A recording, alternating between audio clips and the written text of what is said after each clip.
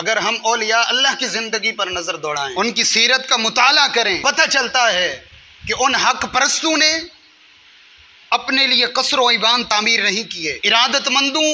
مریدوں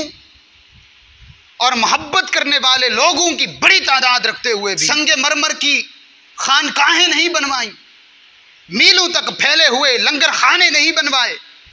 ارے وہ تو رضائے الہی میں سرمست و سرخوش رہنے والے لوگ تھے، جو تختہ دار کو چوم کر بھی خوشنودی خدا کے نام پر زندگی بھر بندگی کا نمونہ بنے رہے، برف کی سلوں پر لیٹ کر امام احمد بن حنبل کی طرح مسکراتے رہے،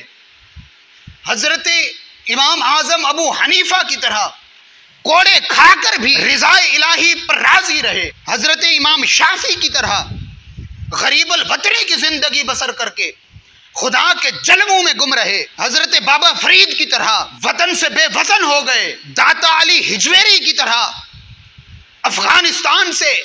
ہجرت کر کے لاہور میں آئے، دریائے راوی کے کنارے پر ڈیرا ڈالے رہے۔ میں کس کس کا نام پکاروں، کس کس کی عظمت کو بلند کروں، کس کس کی شان کو، کس کس کے نام کو اپنے لبوں پر سجاؤں؟ بس اتنا کہہ رہا ہوں، یہ بزم میں ہے،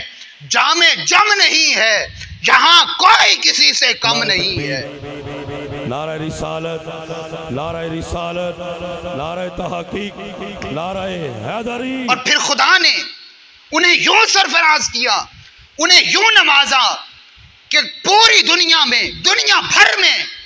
جہاں جہاں قدم رکھتے گئے تجلیات کے مرکز بن گئے۔